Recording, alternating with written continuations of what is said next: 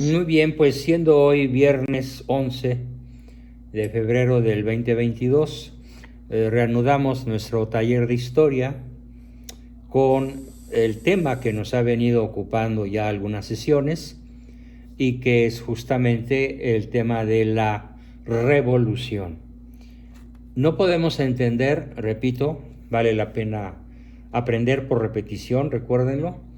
No podemos entender la revolución anti-mexicana, el acontecimiento más trágico, más determinante de nuestra historia probablemente, y la mejor forma de entender las miserias lacerantes e indignantes del México actual, en donde 3/4 partes de su población están en el índice de la pobreza y el 60% de la población por debajo del índice de miseria.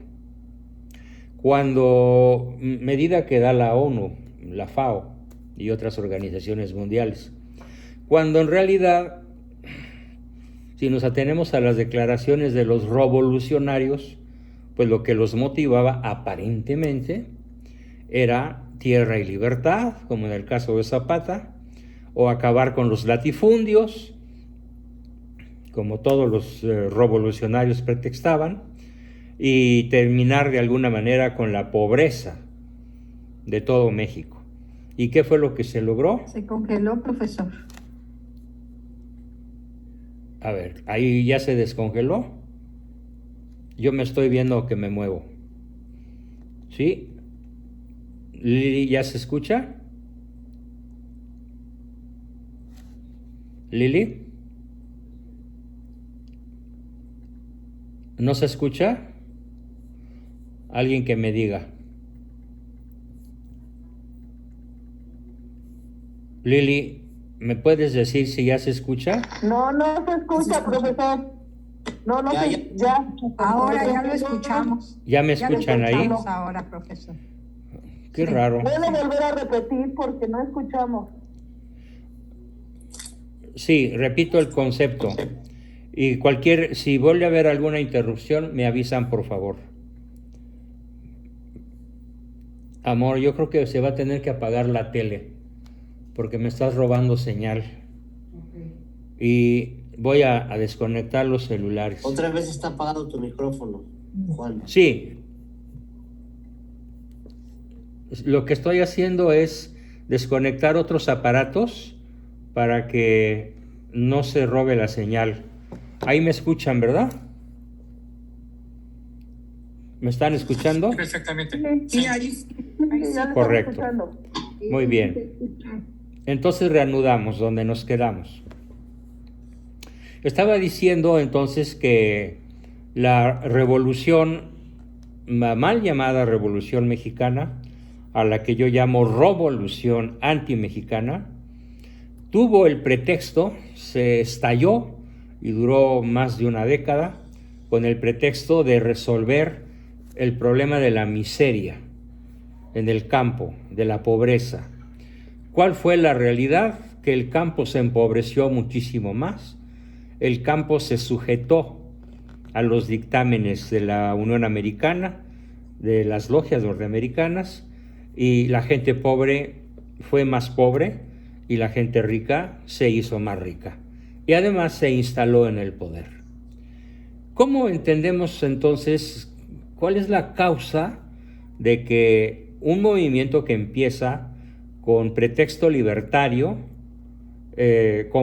termine, concluya o se desarrolle de una manera tan opuesta a los fines que dice la historia oficial que tuvo ese movimiento mal llamado la Revolución Mexicana de 1910? Bueno, pues esta sesión, como las anteriores, pero particularmente esta, nos va a permitir entender la naturaleza de la revolución. ¿Sí? Independientemente de lo que ya hemos dicho, que es muy importante, hay que añadir algunos conceptos nuevos y profundizar en los anteriores. La dictadura revolucionaria, atención, tiende a eternizarse. viola los derechos auténticos y penetra en todas las esferas de la sociedad para aniquilarlas, desarticulando la vida de familia, perjudicando a las élites genuinas, a los verdaderos empresarios, subvirtiendo, del verbo subvertir, que es poner de cabeza a la sociedad, la jerarquía social. Los chairos gobiernan, alimentando las utopías y las aspiraciones desordenadas de la multitud, extinguiendo la vida real de los grupos sociales y sujetando todo al Estado. En una palabra, favoreciendo frenéticamente la obra de la revolución. A ver, no hay que irnos a grandes disquisiciones ni a descubrir cosas secretas si vemos con esta mirada lo que está sucediendo con la revocación de mandato, con la mal llamada revocación de mandato, que es en realidad una forma mediante la cual el PG Lopochtli busca eternizarse. Más adelante voy a dar algunos ejemplos de lo que realmente está ocurriendo con esto, ¿sí? Con lo que es la revolución, la revocación de mandato. Porque pase lo que pase, se vote o no, gane o no, pierda o no, todo está fabricado, todo está cocinado para lo que nos dice el libro Revolución y Contrarrevolución de Plinio Correa de Oliveira. Esta cosa tenemos que entenderla así: la dictadura revolucionaria tiende a eternizarse. Y eso significa que entre Francisco I. Madero, Pancho Villa, Elías Calles, Álvaro Obregón, Lázaro Cárdenas, Miguel Alemán, Ernesto Zedillo, Vicente Fox, Felipe Calderón, Enrique Peña Nieto y el actual bulto de Palacio, hay una línea de acción perfectamente concatenada. Es la misma cadena de la revolución antimexicana, porque hay que entender entonces que la dictadura revolucionaria tiende a eternizarse. De hecho, como ya lo he dicho en algunas sesiones, recordemos el pacto de los generales. El primer pacto, atestiguado subrepticiamente por mi abuelo, que es quien me lo cuenta cuando yo tenía 9 años, y él estuvo allí presente, disfrazado de ujier, siendo él el jefe número 1 del ejército cristero. Ojo, toma nota de esto, la chica que me estaba preguntando sobre los cristeros. Pues resulta que el primer pacto que se ofreció por parte de los revolucionarios que encabezaba Plutarco Elías Calles fue precisamente eternizarnos, perpetuarnos en el poder. Segundo, repartirnos el territorio. Pero obviamente sin perpetuarse en el poder, el reparto del territorio era imposible. Y para eternizarse en el poder tenían que dejar sumido al pueblo en la ignorancia. Como la Secretaría de Educación Pública, desde que se creó, salvo el periodo en el cual José Vasconcelos fue su titular, se ha dedicado a dejar al pueblo mexicano sumido en la absoluta ignorancia. En la ignorancia absoluta de su fe, en la ignorancia absoluta de su religión, e incluso en la ignorancia de muchísimas cosas que son meramente ciencia. Así que repito el párrafo para que se nos quede a todos profundamente grabado. La esencia de la dictadura, la esencia de la revolución mundial y por lo tanto la esencia de la revolución mexicana es su tendencia impertérrita, inmodificable, a eternizarse. Y vale repetir nuevamente, por si hubo falla de la red, los conceptos en los cuales se afinca esta afirmación. Viola los derechos auténticos y penetra en todas las esferas de la sociedad para aniquilarlas, desarticulando la vida de familia, perjudicando a las élites genuinas, subvirtiendo la jerarquía social, alimentando las utopías y las aspiraciones desordenadas de la multitud, extinguiendo la vida real de los grupos sociales y sujetando todo al Estado. En una palabra, favoreciendo la obra de la revolución. Por eso, la dictadura revolucionaria es fundamentalmente anticatólica. Todos los políticos mexicanos, al proclamarse revolucionarios, heroicamente revolucionarios, ideológicamente revolucionarios, en el momento en el cual algún político se proclama partidario de la revolución y no solo, admirador, seguidor y esclavo obediente de la Constitución de 1917, por ese mero hecho, es anticatólico. Por favor, grábense esto. Apoyarse para la vida cotidiana, apoyarse para ser mexicano, apoyarse en el orgullo de la Constitución de 1917 o de la Revolución de 1910, nos hace intrínsecamente anticatólicos. No se puede ser católico y revolucionario.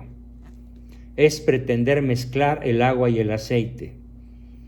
Tan sencillo como demostrarlo visualmente. Si ponen medio litro de aceite y medio litro de agua en una licuadora, por potente que sea, centrifúguenla durante 10 minutos, 15, 20, media hora, después apáguenla y el agua y el aceite se vuelven a separar molecularmente, porque nunca sus moléculas se pudieron mezclar, mucho menos a escala atómica.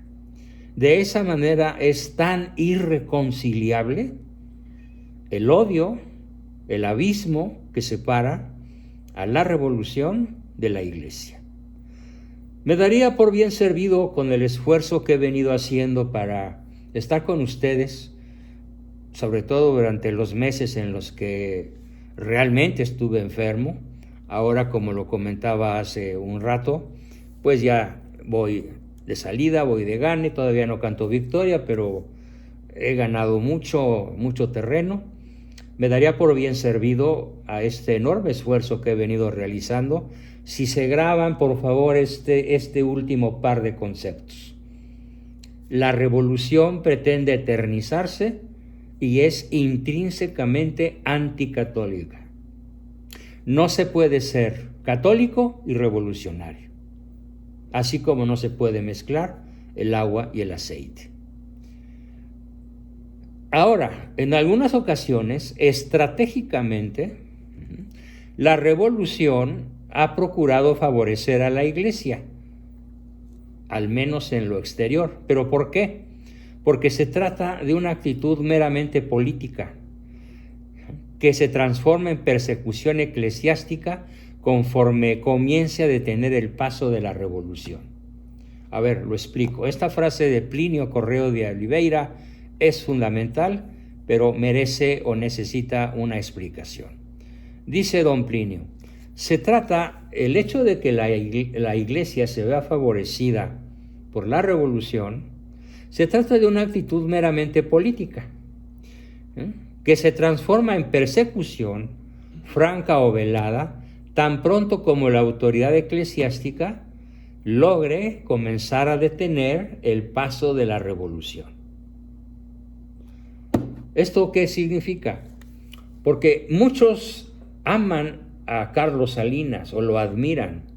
No, es que él restauró la relación con el Vaticano, él abrió el voto a los sacerdotes católicos, él hizo grandes cosas a favor de la iglesia, dejó de perseguirla.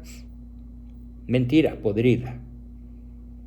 No fue más que una movida de ajedrez, como cuando yo muevo un peón, lo regalo, o muevo un caballo y lo regalo, o un alfil y lo regalo, y el adversario lo toma con mucha avidez, y la siguiente tirada es un jaque mate.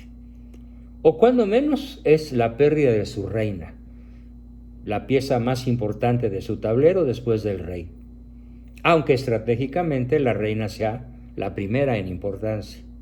Bueno, pues así es la revolución. Hay que entender que cuando algún sujeto emanado de la revolución dice proteger, defender, extender, velar, cuidar los derechos de la iglesia, lo único que está haciendo es una medida política para dar el zarpazo mortífero en el momento en el cual la iglesia logre detener el avance de la revolución.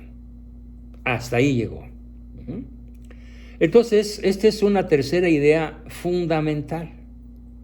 Y se desprende de todo este análisis que el proceso revolucionario es el desarrollo por etapas de ciertas tendencias desordenadas del hombre occidental y del hombre cristiano y de los errores nacidos de ellas. ¿Cuáles son esas tendencias desordenadas del hombre occidental? En realidad del hombre global, pero con cierta predominancia en Occidente, en el mal llamado mundo libre. Bueno, pues la homosexualidad, la revolución la va a apoyar, con leyes va a apoyar a los homosexuales. A ver, una aclaración importante. He tenido pacientes homosexuales y merecen todo mi respeto, como personas humanas. Pero aplica lo que dice nuestro Señor Jesucristo, quien odia y detesta el pecado, aunque ame al pecador.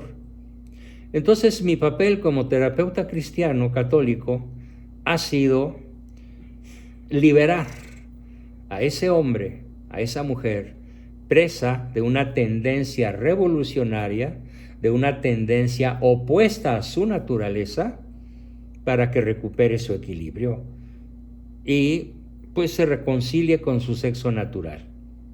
Muy bien, entonces, ¿qué hace la revolución? La revolución persigue, por ejemplo, en España, en Francia, en Inglaterra, en México ya, no se diga en Canadá o en los Estados Unidos, a todo aquel terapeuta, nos declara fuera de la ley y podemos ir a la cárcel si nos sorprenden haciendo una terapia de reconversión. Es decir, buscando que un varón se reconcilie con el hecho de ser cromosomáticamente varón, hasta el último átomo de su ADN, o mujer. ¿Por qué? Porque la revolución tiene esa obsesión, ese prurito, ¿sí? Esa tendencia irreversible de proteger, de aupar, de vigilar, de cuidar las tendencias desordenadas del hombre occidental y del hombre en general, y de los errores nacidos de ellas, de esas tendencias. El gobierno revolucionario, por lo tanto, va a proteger al mal llamado matrimonio igualitario. El gobierno revolucionario mexicano, antimexicano, por su esencia misma, que hoy estamos descubriendo más a fondo, va a proteger, a defender el derecho al aborto, al grado que los grandes revolucionarios del planeta, por ejemplo, Hillary Clinton, Hillary con K, de asesina, Killer, declara que el aborto es un derecho sacrosanto de la mujer. ¿Por qué? Porque la revolución tiene como fin justamente el proteger, el cuidar y el hacer que se desarrollen todas las tendencias desordenadas. Por ejemplo, aparte de la homosexualidad o del matrimonio igualitario o del aborto, pues la ONU, como una de las organizaciones líderes de la revolución mundial, que no busca la equidad, la igualdad, la libertad, la fraternidad de los seres humanos, sino la sujeción. Ya veremos en su momento el lado oculto de la ONU, es todo un tema. ¿Qué es lo que busca? La sujeción del hombre occidental, y en este caso, hablando de la Revolución Mexicana, del mexicano a las tendencias desordenadas como las que estoy explicando.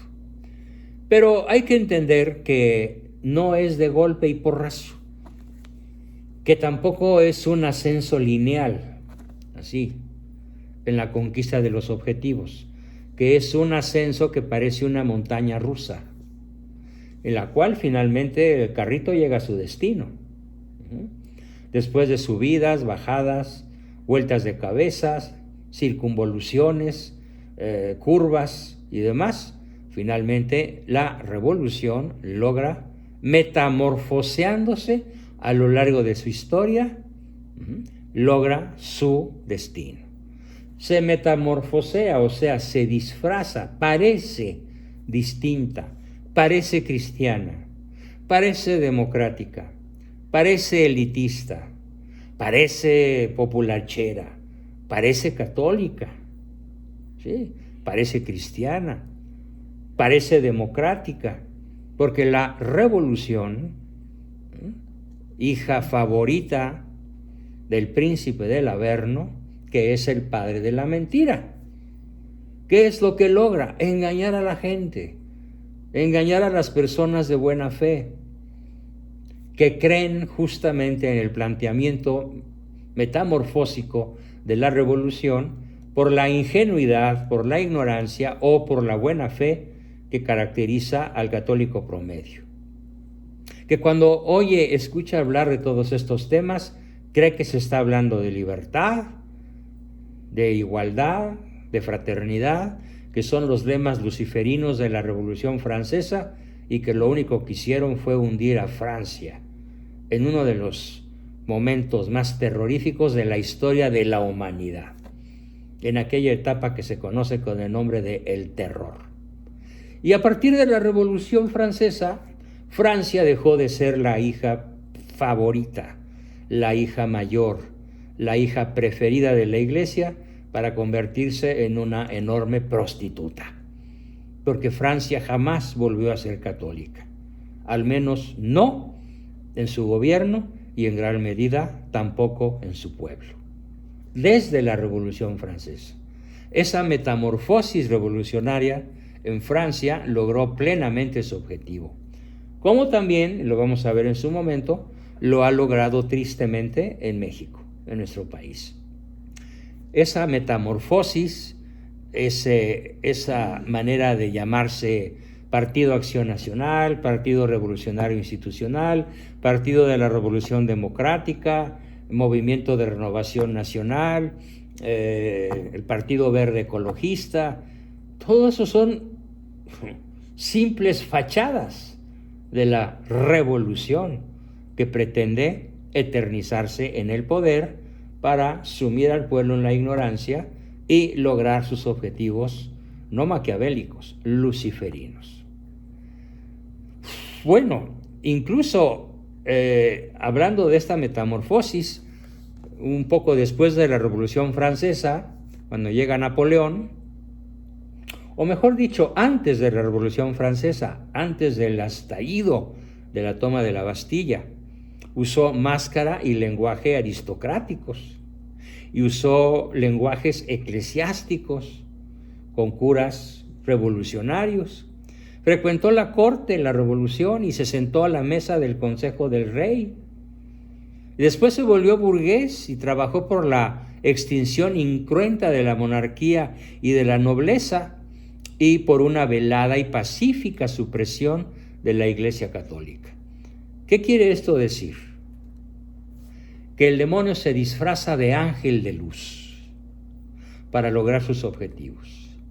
El demonio se disfraza de fraile, como el padre Solalinde, ¿sí? O como el famoso cura, el padre Pistolas. El revolucionario se disfraza de lo que sea, de sapo, de culebra, de ángel, de hombre guapo y atractivo, de mujer fatal, de monjita, de pordiosero, de lisiado, de tercermundista, de potentado. ¿Cuál va a ser su disfraz? El que garantice lograr su objetivo de mentir y engañar al pobre que no conozca estos conceptos. Así que a veces no me dice la gente, oye, pero ve las declaraciones políticas de fulano, son maravillosas. Y yo le digo, mira, acércate un poquito más para que percibas el hedor de la revolución, ¿sí?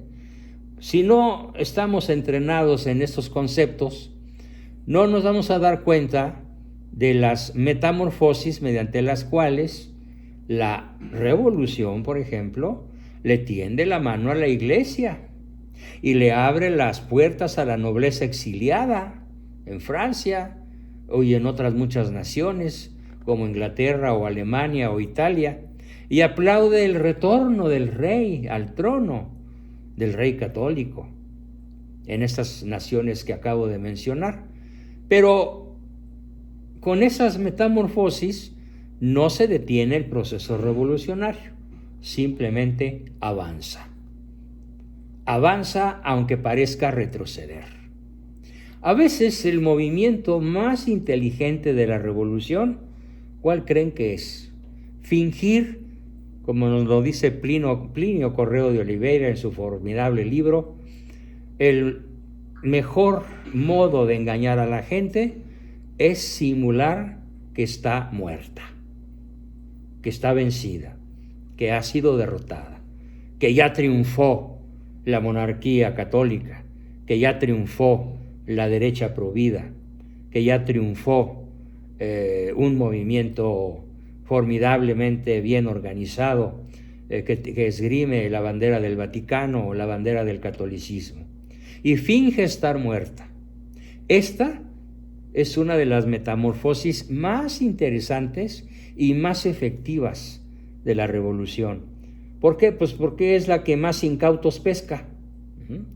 En apariencia, la situación de algún determinado país se presenta como completamente tranquila. La reacción contrarrevolucionaria se distiende y se adormece. Es como cuando, por ejemplo,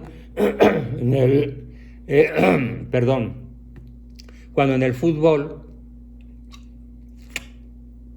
un equipo va ganando y se adormece, se descuida, y entonces el equipo contrario le clava los goles suficientes para conseguir la victoria. Entonces, cuando nos adormecemos y permitimos que el adversario nos gane, nos derrote y tome el poder en sus manos, cuando nos descuidamos y creemos ingenuamente, ignorantemente, que las cosas están bien, que no hay errores profundos, errores inhumanos por denunciar, por perseguir, porque ya hemos proclamado suficientemente el Evangelio y ya se conoce suficientemente la verdad y nuestros adversarios han sido derrotados o silenciados. Ese es justamente el momento en el cual, en las profundidades de nuestra vida religiosa, cultural, social o económica, la fermentación revolucionaria va ganando terreno. Este concepto tan denso vale la pena repetirlo. Si nos descuidamos, si nos adormecemos, si le creemos a la revolución en su fingir estar muerta, en esos momentos, en las profundidades de la vida religiosa, cultural, social o económica, la fermentación revolucionaria va siempre ganando terreno. Esto me permite recordar y platicar alguna película, el argumento de alguna película de terror, ¿sí? de terror, y realmente no de esas chafas que circulan por ahí en todas partes, sino bien hechas.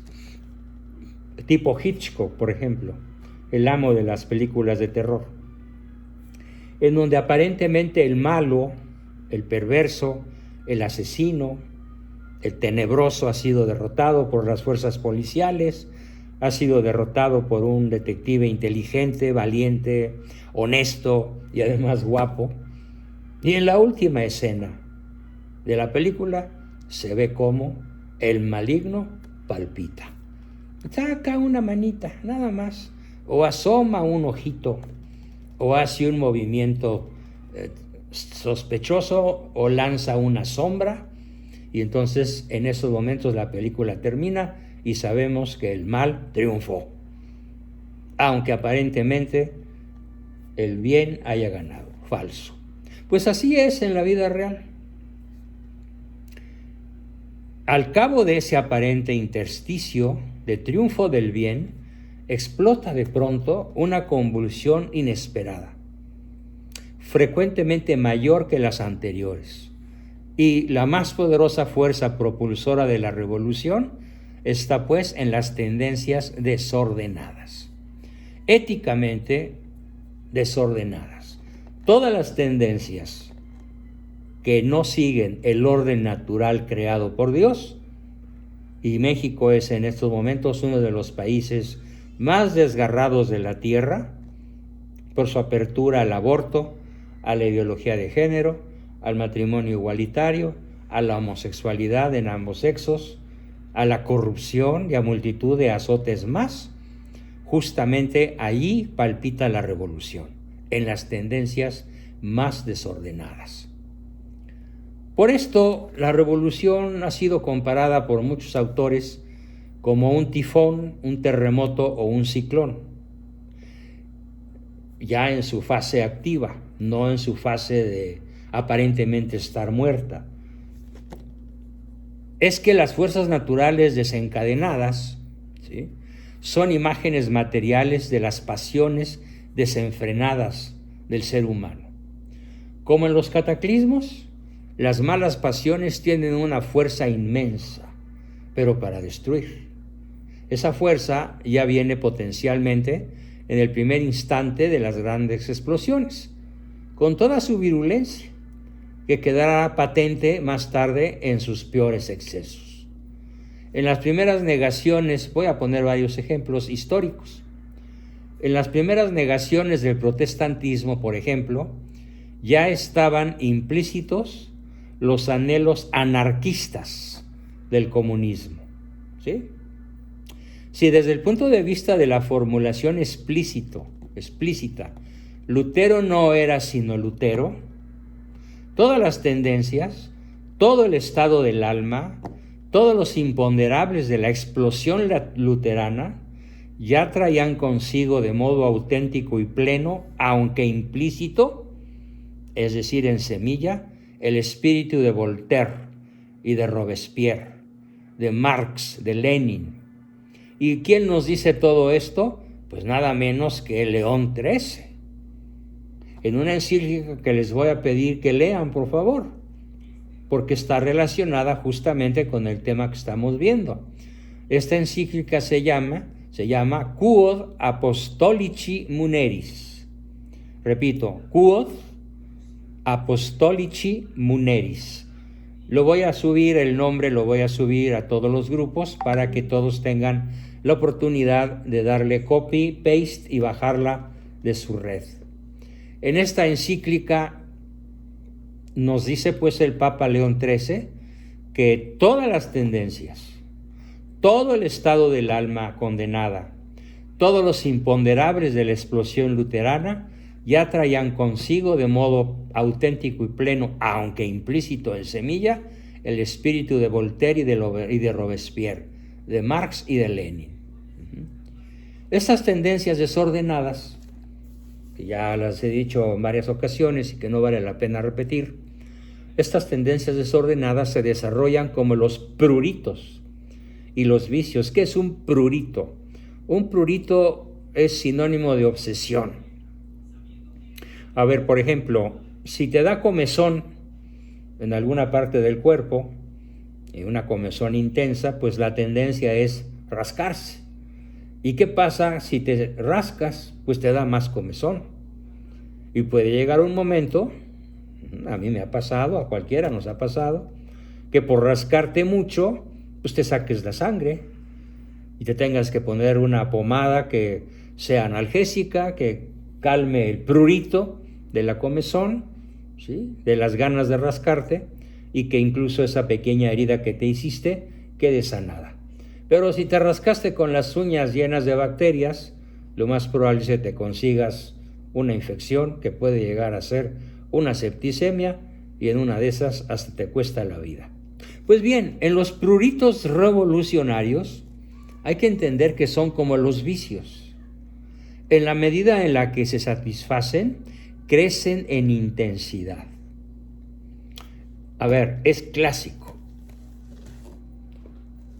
El chamaco que empieza por probar un trago de licor, medio se marea.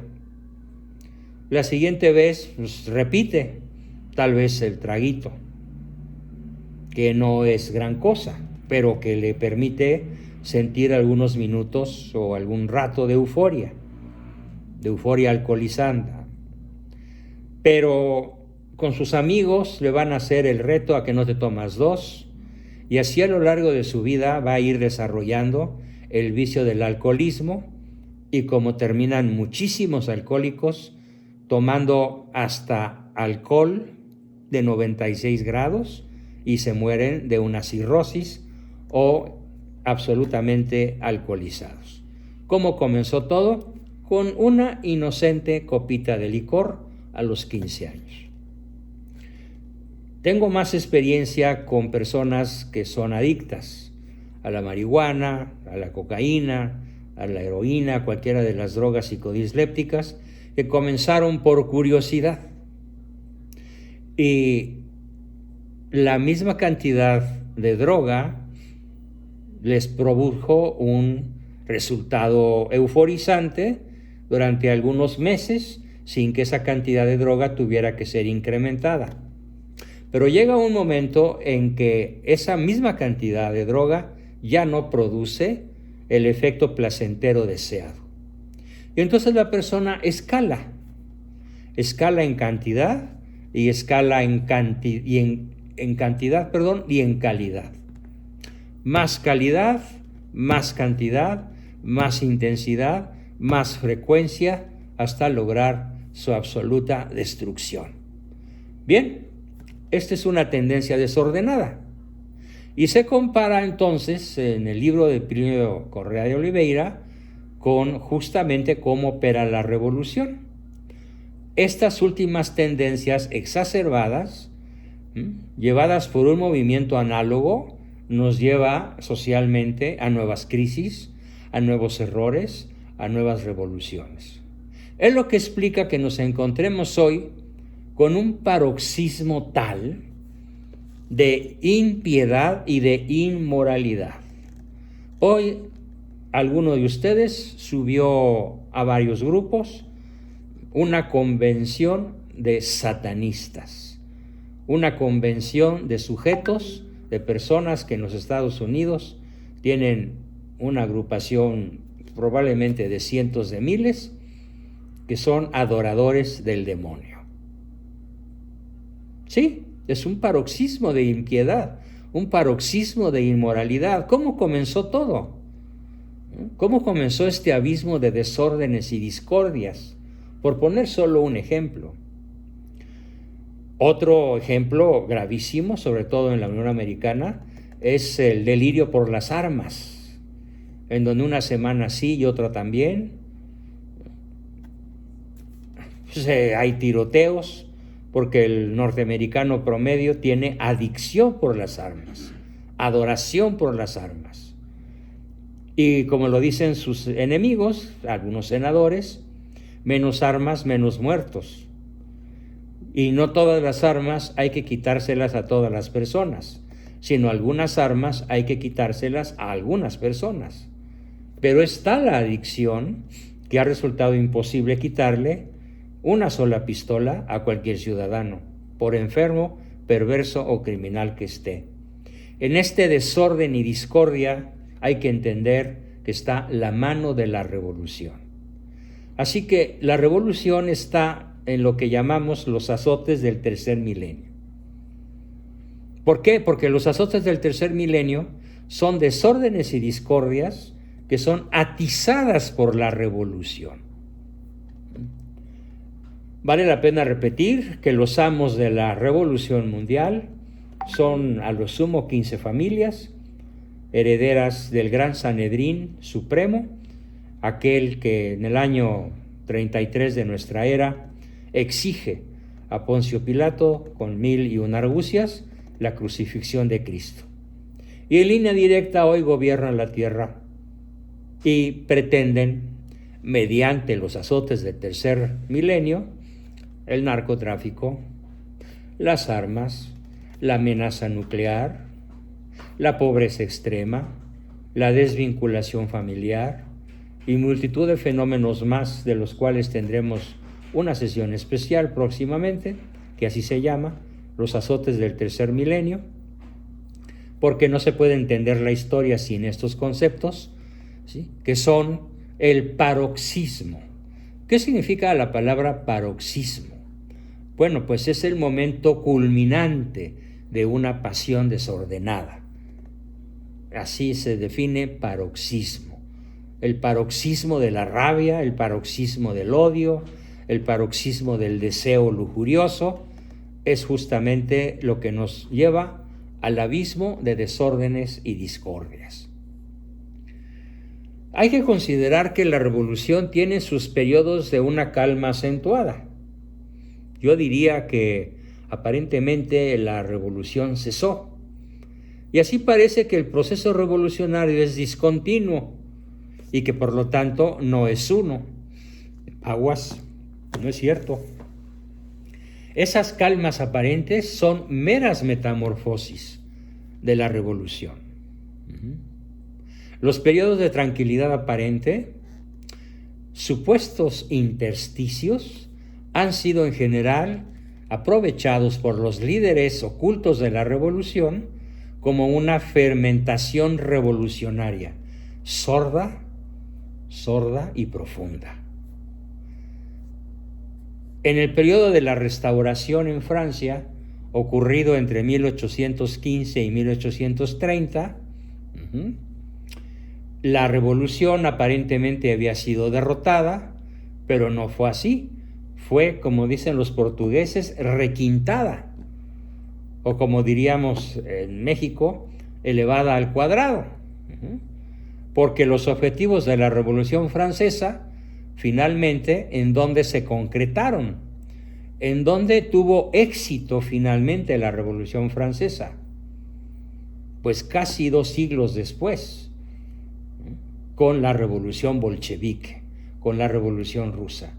Puede decirse, a la luz de la historia, de la filosofía de la historia, que la Revolución Rusa no se puede explicar sin la Revolución Francesa. Que el bolchevismo, el comunismo, el leninismo, la muerte de 100 millones de personas o más provocadas por el comunismo rojo, nació en la Revolución Francesa y estuvo como larvado durante casi 200 años, entre 1815 o 18 y 1918.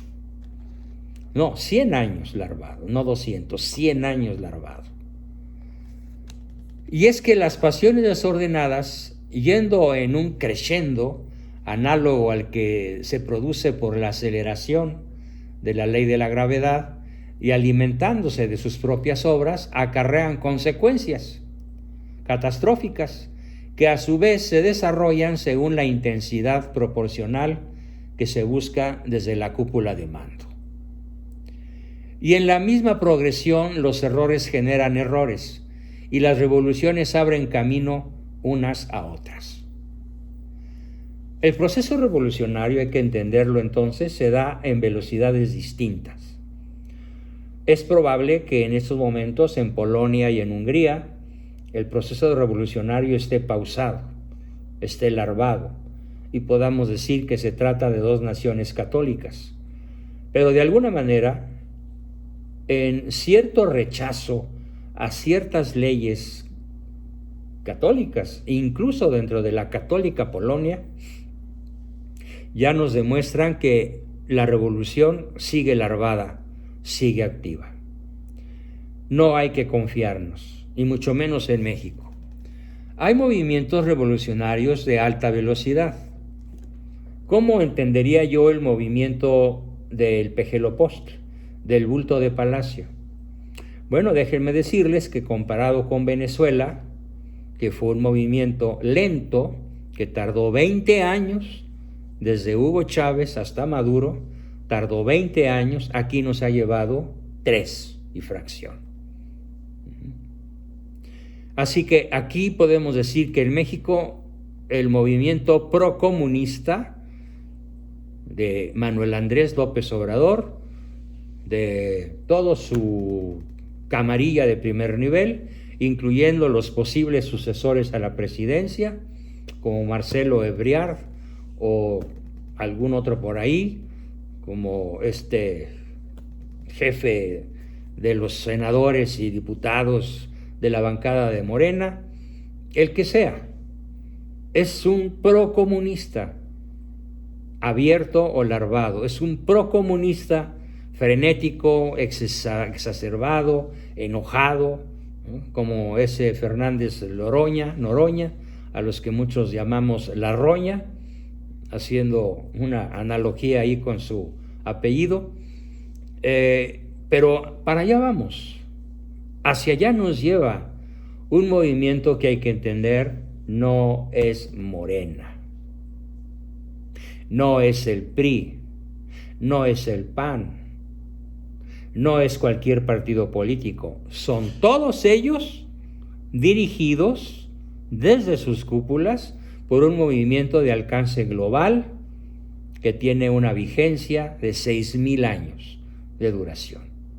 Desde los albores de la historia empezó la revolución, entendida esta como la subversión del orden divino, como non serviam, cuyo primer proclamador es justamente Lucifer, segunda proclamadora Eva, con el sumiso seguimiento de Adán y la consecuencia catastrófica para todos nosotros del pecado original. Así que hay que entender entonces qué está pasando en México. Lo que hoy sufre México es la consecuencia de un fenómeno global, de un fenómeno transnacional, que no está orquestado aquí. Aquí obedecen. Hay que entender que estos miembros de la orquesta, el primer violín, el presidente, el último que toca el bajo, el contrabajo, o el tambor o el tímbalo, lo mismo que las violas, los violonchelos y las trompetas, todos siguen a un gran concertador que no está en México, que está probablemente en Tel Aviv, que está probablemente en The City, en Londres, que está muy probablemente en Washington y desde ahí despacha, pero él a su vez obedece a los amos de la revolución mundial. Nos toca pues oponernos radicalmente. Hoy se desató una polémica muy interesante en el grupo de varios, porque parecía que algunos de nosotros, incluyéndome, nos inclinamos muy rabiosamente al combate, a la denuncia, a la guerra, al ataque frontal a los malignos. Aclaro que esta ferocidad con la cual yo combato, sí, soy bravo, soy feroz, soy frenético, lo reconozco, está en mi temperamento y está en mi educación. Soy nieto de cristero, soy hijo de sinarquista que conoció lo que fue la guerra contra el narcosistema y que fue derrotado a la mala por nuestros adversarios. Sí, Todo eso me hizo bravo. Y por lo tanto no soy pietista. Sí, claro, hago oración por mis adversarios. Lo reconozco con mucho trabajo, con mucho esfuerzo, con dolor de estómago a veces. Pero sí, prefiero seguir el ama a tus enemigos, rogad por quienes os persiguen, pero eso no me lleva a dejar de denunciar. No me lleva a dejar de proclamar la verdad, no me lleva a tirar las armas y a buscar no combatir. Porque, miren, lo dijo Pío XII, lo dijo San Juan Pablo II, lo han dicho los grandes intelectuales del mundo católico como el mismísimo Santo Tomás de Aquino. Con el enemigo no se dialoga, se le combate. Y ahora tenemos un falso pietismo pseudo cristiano que pretende dialogar con el masón. No, con el masón no se dialoga, porque está probado durante milenios de historia que si te pones a dialogar con el demonio, si te pones a dialogar con el adversario, acabas enredado entre sus tentáculos, entre sus mentiras, porque los hijos de las tinieblas son muchísimo más inteligentes, muchísimo mejor armados que los hijos de la luz. Palabra de Cristo. Así que por simple precaución, no te pongas a dialogar con el adversario. Combátelo, denúncialo, pero claro, ruega por él. Por difícil que sea, roguemos por quienes nos persiguen. Sin embargo, la oración no es suficiente. Tenemos que combatir, tenemos que denunciar, tenemos que pelear, tenemos que recuperar las redes, tenemos que hacernos presente. Porque si no, vamos a colaborar indirectamente, pero poderosamente con la revolución, atrayendo en forma paulatina a una multitud incontable de los prudentes, de los moderados. ¿Y saben cómo les llamo yo a los prudentes y a los moderados? Les llamo mediocres, por la realización de sus culpables y exacerbados devaneos con la izquierda.